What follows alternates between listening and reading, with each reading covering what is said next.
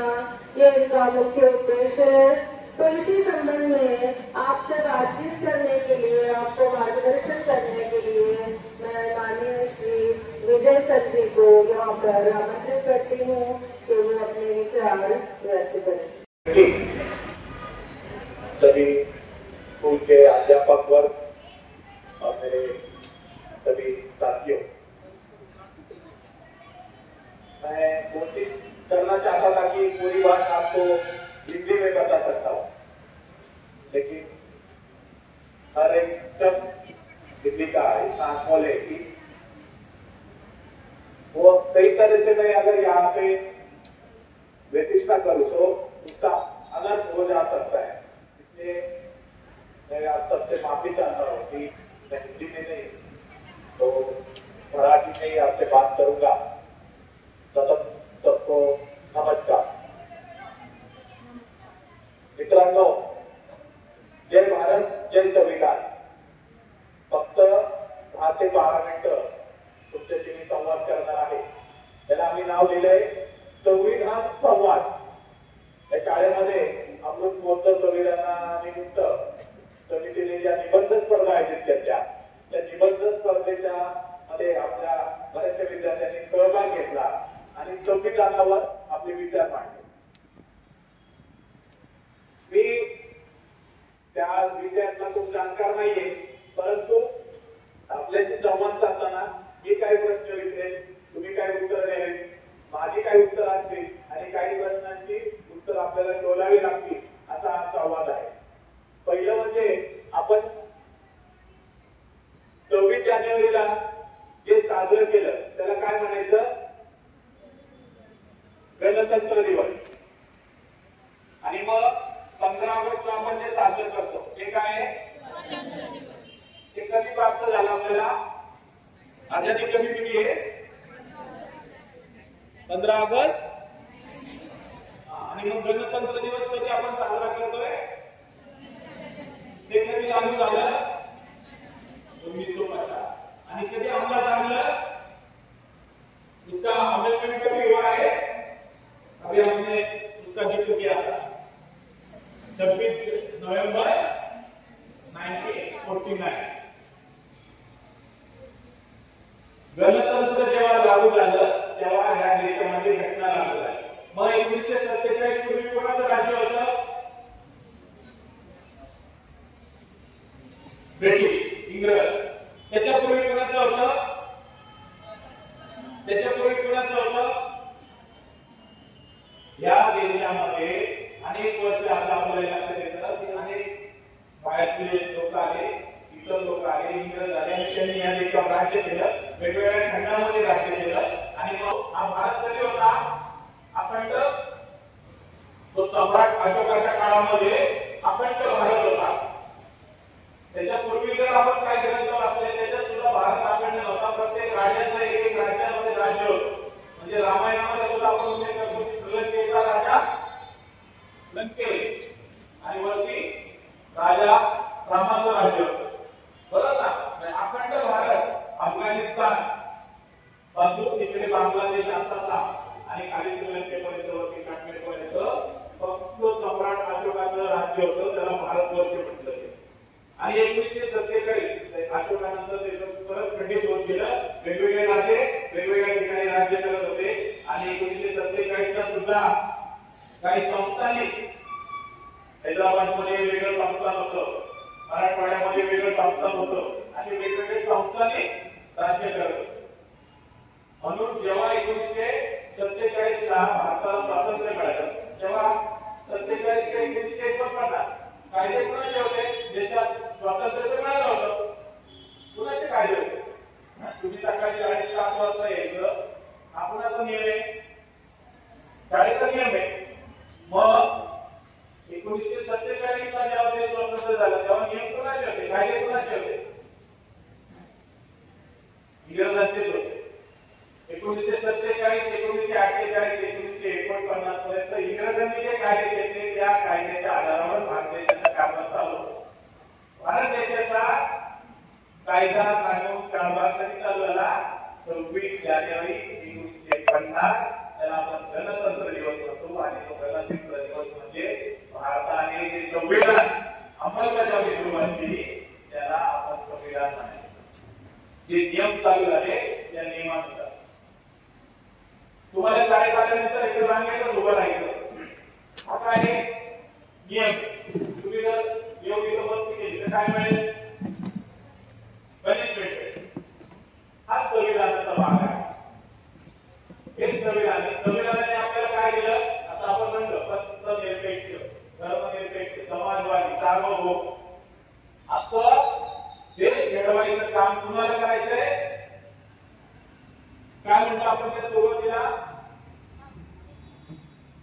एक सुरुवातीची जी ओळ आहे ती खूप महत्वाची आहे आणि ती फक्त आपण इथे चर्चा करायची, तोच आपला संवाद आहे. त्या प्रस्ताविकेमध्ये जी आहे उद्देशिका, त्यामध्ये आपण म्हटले की हम भारत के लोग. ज्यावेळेला ते पारित झालं 1949 ला, त्यावेळेला अनेक तज्ञ मंडळी, अनेक विद्वान मंडळी त्यामध्ये सुधारणा करण्यासाठी सांगत. हे संविधान जेव्हा लिहिलं त्याला किती दिवस लागले? तर जवळपास 2 वर्ष 11 महिने आणि काही दिवस. मग त्यावेळेला त्याचा एक जो मसुदा आहे, जो नियम बनवायचा होता, त्या मसुदा समितीचे अध्यक्ष होते डॉक्टर बाबासाहेब आंबेडकर. आणि जी समिती होती त्या समितीमध्ये अनेक तज्ञ लोक होते, सगळ्या जाती धर्म पंथाचे लोक होते. ते नियम बनवत होते आणि डॉक्टर बाबासाहेब आंबेडकर तो नियम कसा योग्य राहील, त्याचा मसुदा आहे, तो टाईप आहे, तो चेक करून त्याची अंमलबजावणी करण्यासाठी पुढे पाठवले. म्हणून त्याला मसुदा समितीचे अध्यक्ष डॉक्टर बाबासाहेब आंबेडकर म्हणतात. आणि घटना जी पारित केली त्या घटना समितीचे अध्यक्ष होते डॉक्टर राजेंद्र प्रसाद, जे भारताचे राष्ट्रपती. मसुदा समिती मान्य पूर्ण करण्याचा, जो नियमावली तयार करण्याचं काम डॉक्टर बाबासाहेब आंबेडकरांनी केलं, म्हणून त्यांना घटनेचे शिल्पकार म्हणतात. त्या बाकी सर्व सदस्य जेवढे त्यांनी काम केलं ते सगळे जण घटना समिती करण्यासाठी अनुकूल आहेत, योग्य व्यक्ती आहेत. मग त्यांना सगळ्यांना एवढे तज्ञ होते, त्यांना असं काय नाही वाटलं की हा देश पूर्वीपासून प्रभू रामचंद्राचा आहे, मग हम राम की सौगंध खाते हैं और हम धर्मनिरपेक्ष, हम पंथनिरपेक्ष करेंगे. इतर धर्माची लोक आपल्या देशात राहतात सगळे, ते का नाही म्हणजे अल्लाह के नाम से. हम भारतचे लोक, यामध्ये असंही होतं की आता जर आपण पॉप्युलेशन पाहिलं तर निम्मे पुरुष आहेत, निम्मे महिला आहेत. हम भारत के पुरुष, हम भारत की महिला आहे, असं का नाही म्हणलं? कारण तिथे कुठलाही पंथभेद, लिंगभेद, जातीभेद, वंशभेद, भाषाभेद असा कुठलाही न मानता केवळ या भारताचे लोक. आणि मग त्या उद्देशिकेला काय म्हटलंय, त्याच्यामध्ये आम्ही जो संकल्प करण्याचा निर्धार करतोय. उद्देशिकामध्ये शेवटचं वाक्य आहे, हे पारित करताना आम्ही त्याचा संकल्प कसा कसा करायचा भारत आपल्याला, त्याचं वर्णन आपण रोज आता इथे जो म्हणतो त्याचं वर्णन केलं. धर्मनिरपेक्ष असला पाहिजे, पंथनिरपेक्ष असला पाहिजे, समानता असली पाहिजे सगळ्यांना. ती समानता आता कशी आहे बघा तुम्ही, मुलं पण एकाच जागेवर बसतात, मुली पण एकाच जागेवर, एका जागेवर बसल्या.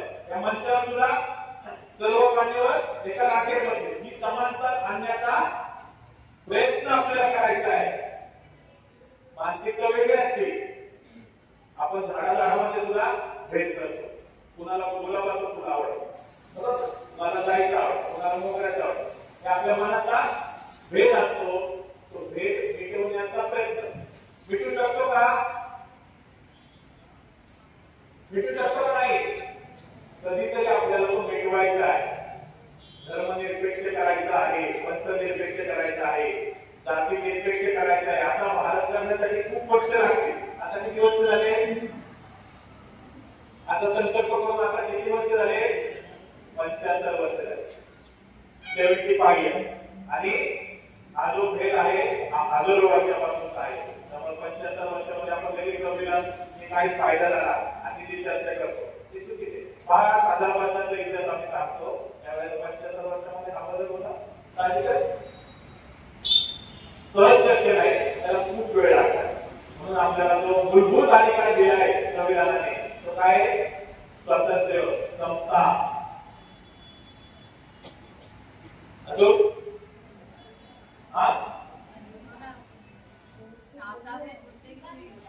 बंधुता. हे आपल्याला रुजवण्याचं जे काम संविधानाच्या माध्यमातून करायचंय ते संविधान. संविधान काय? नुसतं आपण सकाळी म्हणणं इथपर्यंत संविधान आहे का? तुला कुठला हिरो आवडतो? कोणते पिक्चर का? पुष्पा. आपको हर एक को अगर पूछा तो सबका एक ही जवाब आएगा, ऐसा नहीं है. प्रत्येकाचं एकच उत्तर आहे, प्रत्येकाची आवड आहे. तो काय आहे? तुमचा अधिकार आहे. हा अधिकार संविधानाने दिलाय. तुमच्या टिफिन मध्ये आज जी भाजी आली आहे ती भाजी कशाची आहे सांगा बरं? आणि कोणी बनवली? सांगितली? आईने ठरवलं, आईने सांगितलं. शेजारच्याने सांगितलं का उद्या तुम्ही मेथीची भाजी बनवा, पालकची बनवा? सांगितलं का? तो कोणाचा अधिकार आहे? तुमच्या घराचा अधिकार आहे. तुमची भाजी बनवायची हेच संविधान. तुम्हाला जर उद्या सांगितलं की नाही सगळ्यांनी हे सांगितलं पुष्पा, सगळ्यांना पुष्पाच आवडला पाहिजे, तर काय होईल? ती हुकूमशाही होईल, ती लोकशाही राहणार नाही, तानाशाही होईल. हाच संविधान आहे. परंतु तुम्ही पालखीचं सगळे स्वागत करता का? बरोबर ना? पालखी जाते तेव्हा सगळेजण टाळ्या वाजवून जे आहे विचार किंवा जे काही गोष्ट आहे त्या पालखी सगळे रांगेत चाललेले आहेत आणि त्यांना पंढरपूर जायचं. ते बरोबर त्यांनी जे ठरवलंय त्या दिवसांमध्ये त्यावेळी त्या पद्धतीने जातात. तर उद्या कुणी नुसताच कुणी अजून करायचं त्याच्यात धावत पण काय जण जातात, पळत पळत जातात, विठ्ठल विठ्ठल विठ्ठल करतात. बरोबर ना? काही लोकांना हसायला पण त्यांना ते दिलेलं स्वातंत्र्य. काही लोक जातात, काही पालख्यांमध्ये ना साईबाबाची वगैरे पालख्या जोडत जातात. त्यांना धर्माचं स्वातंत्र्य दिलं आहे. आणि काही लोकांनी तिथे यायचं नाही, तिथे जायचं नाही असे जर नियम केले तर पालखी फक्त यांनीच यायचं असे नियम केले तर ते चालणार नाही. ज्याला जायचंय तो जाऊ शकतो. हे संविधान. संविधानाचं एक महत्व सांगतो. इथे बसलेल्या सगळ्यांपैकी अध्यापकांना सुद्धा माझा प्रश्न असेल, अमेरिकेमध्ये आतापर्यंत जो अमेरिकेचा इतिहास त्यामध्ये अमेरिकेची महिला अध्यक्ष झाली एक कुठली पण तिचं नाव सांगायचं. अमेरिकेमध्ये आता कोण अध्यक्ष झाले?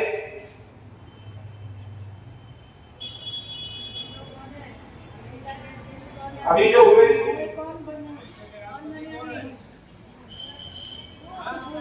कौन है? उसके पहले कौन थे? ऐसे जो अध्यक्ष हुए उसमें से एक महिला अध्यक्ष का नाम बताओ। हाँ, कोई नहीं है? कितने साल से अमेरिका है? 100 साल से ज्यादा वहां पे अमेरिका स्वतंत्र देश करके कहलाता है। वहां अध्यक्ष क्यों नहीं? हम तो 75 साल की आजादी का अभी त्योहार मना रहे हैं।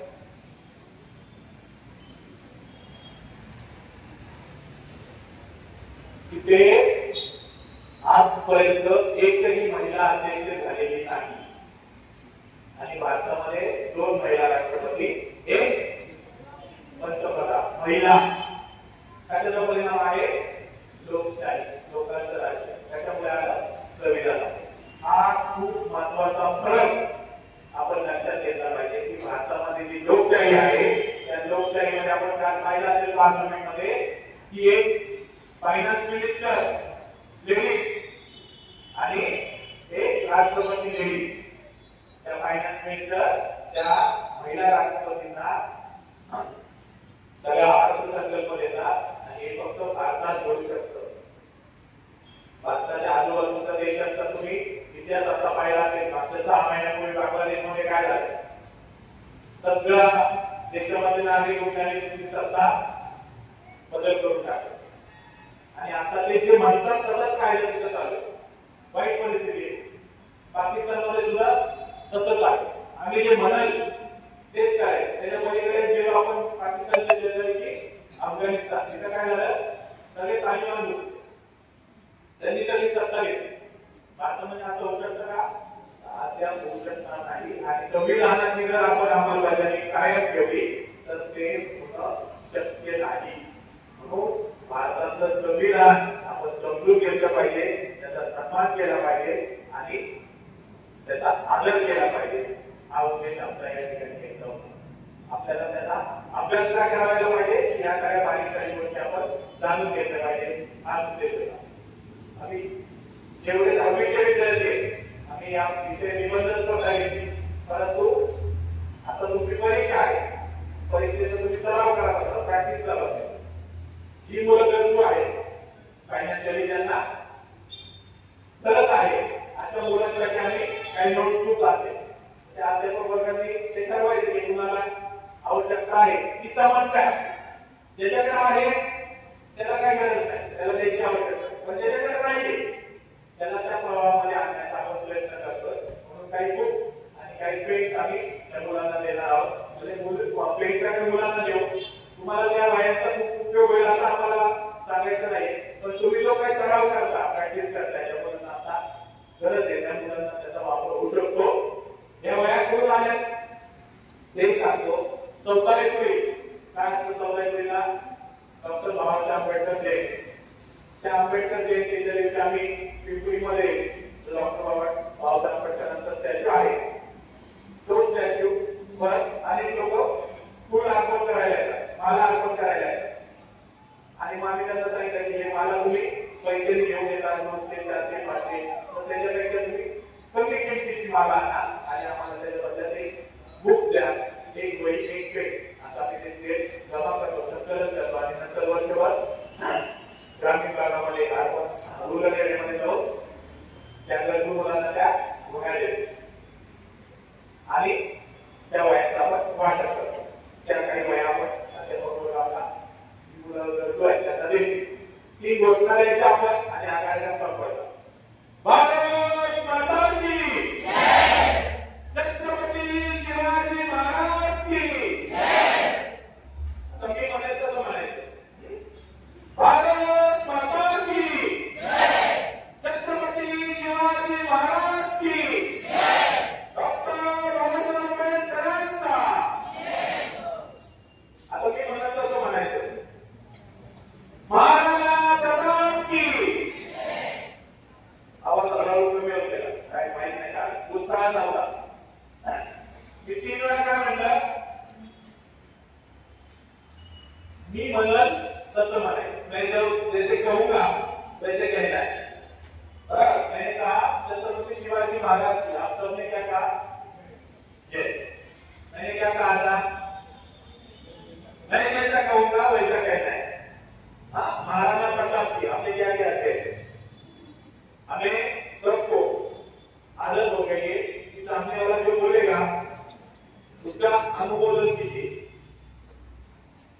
यही अपनी गलती हुई हमें छत्रपति शिवाजी महाराज को डॉक्टर बाबासाहेब आंबेडकर को महाराणा प्रताप हो या अन्य हर एक महापुरुष हो उनकी जय जयकार नहीं करनी तो उनके विचार का स्वागत उनका अभ्यास उनका जानकारी देंगे उन्होंने बताए हुए मार्ग पे चलना यही हमारी पढ़ाई की आज की ये समय का मैं सदुपयोग किया ऐसा कहूँगा और यहाँ पे स्कूल के सभी वर्ग से अध्यापकों में इसके लिए मैं सबका धन्यवाद देता हूँ जय भारत जय संविधान धन्यवाद मार्गदर्शन केलेलं आहे आणि संविधान तर आपण रोज त्याचं वाचन करतो है ना रोज या संविधान की प्रस्तावना का वाचन करते हैं लेकिन वो सफल ना होगा जब हम प्रत्यक्ष जीवन में जो उद्देश्य बताए जो तत्व बताए उसको समझेंगे और उसे प्रत्यक्ष अपने जीवन में लाएंगे समानता हो स्वतंत्रता हो एक दूसरे का आदर सम्मान करना हो जब हम प्रत्यक्ष उसके अनुसार चलेंगे तो ही संविधान भी सफल होगा और लोकतंत्र भी सफल होगा लेकिन जैसे कोई कानून बनाने से वो परिवर्तन नहीं होता है तो लोगों की जो मानसिकता होती है वो मानसिकता जब तक नहीं बदलेगी तब तक हम कोई उद्देश्य पूर्ण नहीं कर सकते तो अभी हम यही आश्वासन देते हैं कि यहाँ पर जो सभी बच्चे हैं वो संविधान के प्रत्येक उद्देश्य को समझेंगे और उसके अनुसार आगे भी अपने जीवन में उन उद्देश्यों को पूर्ण करने का प्रयास करेंगे। बस एक बात करना चाहूंगी कि आपको उत्तर पता रहता है लेकिन आपको आगे बढ़कर उसको बोलना भी चाहिए केवल मन में सोचना नहीं है ठीक है। यहाँ पर मैं अभी शिक्षा बंधु शिक्षिका बहने और मेरे प्यारे विद्यार्थी जैसा कि आप लोगों को सर ने अच्छी जानकारी दिया संविधान के विषय में दो सरल बातों से मैं आपको जानकारी देना चाहता हूं। सबसे पहले कि हमारा संविधान 26 जनवरी को ही मनाया जाता है। कोई बताएगा? 26 जनवरी को मनाने का केवल एक कारण है कि सबसे पहले 26 जनवरी 1930 को भारत को पूर्ण स्वराज्य, पूर्ण स्वतंत्रता की मांग सबसे पहले लाहौर अधिवेशन में 26 जनवरी को पास किया गया है। और दूसरा कारण है कि हमारा संविधान 26 नवंबर 1949 को बनकर के तैयार हुआ। हमारा संविधान भारत का सबसे बड़ा लिखित संविधान है और मेरा संविधान केवल भारत से नहीं, हमारा संविधान विश्व के तमाम देशों से लिया गया है, जिसमें अच्छी बातें होती हैं। जैसे कि हम घर बनाते हैं तो हम सोचते हैं कि उसका दरवाजा, उसकी खिड़की, उसका पेंट अच्छा है तो हमारे घर में हो। तो वैसे ही भारत का जो संविधान बनाया गया और हमारे जो बौद्धिक स्तर के लोग थे, जो पढ़े लिखे थे, जो ज्ञानी थे, उन्होंने उन देशों से जैसे अमेरिका हुआ, जर्मनी है, इंग्लैंड है, इन सभी देशों से अच्छी बातें सुन करके हमारे संविधान का निर्माण किया। दूसरी बात, सर ने संविधान के बारे में खूब जानकारी दिया। हम संविधान के बारे में अपना अधिकार को जानते हैं। समता का अधिकार, स्वतंत्रता का अधिकार, शोषण के विरुद्ध अधिकार, संवैधानिक उपचार का अधिकार, ये सब जानते हैं। लेकिन इसी संविधान में हमको, आपको, हमको, सभी को हमारे कर्तव्य क्या है ये भी लिखा हुआ है। हम अधिकार को बहुत अच्छा समझते हैं, ये मेरा अधिकार है, संविधान द्वारा दिया गया है, ये हमको करना चाहिए। लेकिन हमें भूल जाते हैं उसी संविधान में हमारे कर्तव्य भी लिखे गए हैं। जो हमारे भारत के लोग हैं उनका कर्तव्य क्या है? कर्तव्य है अपने संविधान, किसी भी धर्म, जाति, वर्ग से भी ऊंचा हमारा संविधान है। जब भी अगर वो मेरा धर्म है, संविधान पर है, क्या होता है ऊपर संविधान होना चाहिए। कहने को हम समझते हैं लेकिन क्या उसका पालन करते हैं? जिन्होंने आजादी के लिए, जिन्होंने इसी संविधान के लिए अपने प्राणों को न्यौछावर किया, जिन्होंने अपना बलिदान दिया, उन लोगों को भी हमको याद करना चाहिए, क्योंकि उन्हीं लोगों से हमको ये संविधान मिला है, इससे हमारा भारत देश चल रहा है। एक विद्यार्थी के रूप में यहाँ देखिए कौन है? विद्यार्थी के रूप में आप हैं, शिक्षक के रूप में हम हैं। ये जानना चाहिए कि एक विद्यार्थी का कर्तव्य क्या होता है अपने स्कूल के प्रति, अपने माता पिता के प्रति, अपने देश के प्रति। एक शिक्षक का कर्तव्य क्या होता है? उसको स्कूल में क्या करना चाहिए? जिसके लिए जो है उसको सरकार से वेतन मिल रहा है, प्रधानमंत्री का कर्तव्य क्या है, राष्ट्रपति का कर्तव्य क्या है, ये सभी चीजें संविधान में लिखी गई है। जितना हमको अधिकार के विषय में जानकारी होनी चाहिए, उतना ही हमको अपने कर्तव्य के बारे में जानकारी होनी चाहिए। जैसे कहते हैं कि हम देश सुधारने के लिए निकले हैं, हम दूसरों को सुधारने के लिए निकले हैं, लेकिन सबसे पहला कर्तव्य होता है कि जब तक हम नहीं सुधरेंगे तब तक कोई नहीं सुधरेगा। जिस दिन हम सुधर जाएंगे उस दिन सारा देश सुधर जाएगा। जिस दिन हम अपने कर्तव्य का पालन करेंगे, सभी अपने कर्तव्य का पालन करेंगे। लेकिन बहुत ही सोचनीय विषय है, आप विद्यार्थी हैं, प्रबुद्ध लोग हैं, यहाँ पे शिक्षक हैं, अगर हम अपने कर्तव्यों का 10% जो है पालन करें ईमानदारी से, भाषण देना अच्छा है, लिखना अच्छा है, बोलना अच्छा है, सबसे सरल है, दूसरों को समझाना अच्छा है, लेकिन जिस दिन देश का हर नागरिक अपने कर्तव्यों को समझ जाए और उसका केवल ज्यादा नहीं 10% का पालन हो, हमारा देश पूरे विश्व में नंबर 1 होगा और स्वर्ण अक्षरों में इसका इतिहास लिखा जाएगा। लेकिन सब महत्व दिलाते हैं कि हम अपना अधिकार समझते हैं, हम अपना कर्तव्य नहीं समझते। और उसी संविधान में हमको ये दिशा निर्देशक तत्व होता है, एक आप जानते होंगे, पढ़ा होगा। उसी संविधान में हमको दिशा निर्देशक तत्व के माध्यम से समय समय पर हम अपने देश में, अपने संविधान में क्या परिवर्तन कर सकते हैं, ये भी बताया गया है। कैसे कानून चेंज करेंगे, ये भी लिखा गया है। उसी संविधान से हमको शिक्षा का अधिकार दिया गया, सूचना का अधिकार दिया गया, खाद्यान्न का अधिकार दिया गया। उसी दिशा निर्देशक तत्व के माध्यम से आगे भी बहुत परिवर्तन हो सकता है, लेकिन जब हम अपने कर्तव्यों का पालन करें। हमको मतदान का अधिकार दिया गया है, लेकिन आप ईमानदारी से पूछे कितने लोग हैं ईमानदारी से अपने मतदान का उपयोग करते हैं। जब मतदान देना होता है तो हम किस पे जाते हैं? मतदान देना होता है तो हम धर्म पे जाते हैं, जात पे जाते हैं, हमारे वर्ग का है नहीं, हमारे प्रदेश का ही नहीं। और हम सोचते हैं कि हमारी सरकार एक अच्छी सरकार हो और हमारे लिए अच्छा काम करे। ऐसा संभव है? हम जो है कुछ पैसों के लिए, कुछ रुपए के लिए, कुछ चीजों के लिए लालच में अपने मतदान का दुरुपयोग करते हैं और बाद में उसी सरकार से कहते हैं सरकार अच्छा काम नहीं कर रही है। जब हमको काम करने का अधिकार दिया गया, मतदान का अधिकार दिया गया, तो हमको एक अच्छी सरकार होना चाहिए, एक अच्छा नगर सेवक चुनना चाहिए, एक अच्छा आमदार चुनना चाहिए, एक अच्छा खासदार चुनना चाहिए, तब जाकर के एक अच्छा प्रधानमंत्री और एक अच्छा राष्ट्रपति मिलेगा। और अगर हम नहीं करेंगे तो हम सरकार को, किसी आमदार खासदार को दोष नहीं दे सकते। अगर आमदार खासदार नगर सेवक आपसे पैसा लेकर के किसी लाल चोर लेता है, आप उसके दरवाजे पर नहीं जा सकते। दरवाजे पर जाने का अधिकार तभी है जब एक अपना मतदान अच्छा करेंगे और उससे फिर अपना अधिकार मान सकते हैं।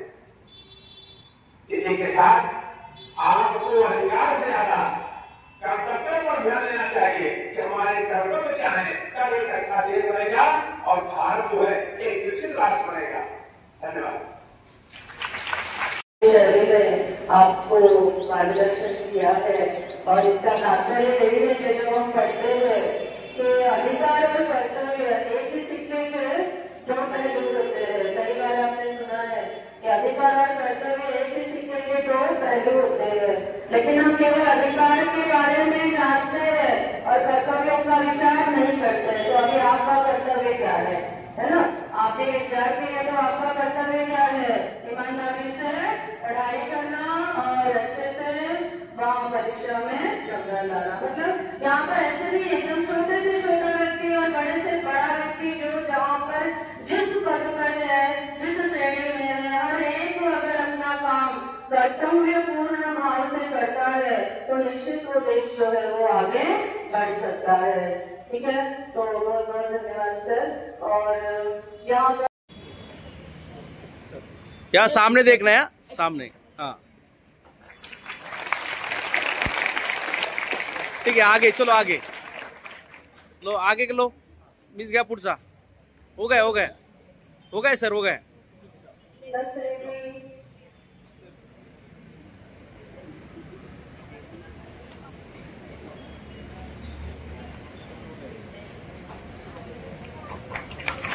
क्या देखो, चलो आगे।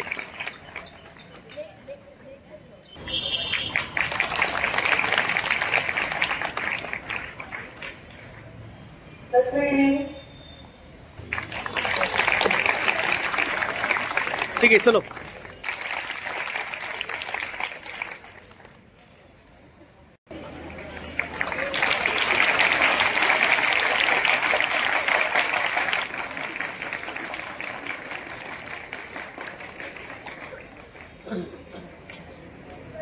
हाँ, एक मिनट सामने।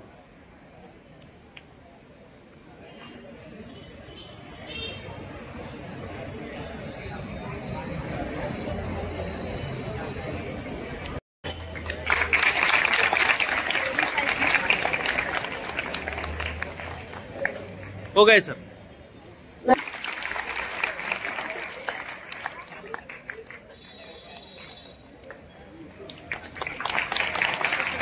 आप सभी ने है तो जो समय है उसके लिए आपका बहुत बहुत धन्यवाद।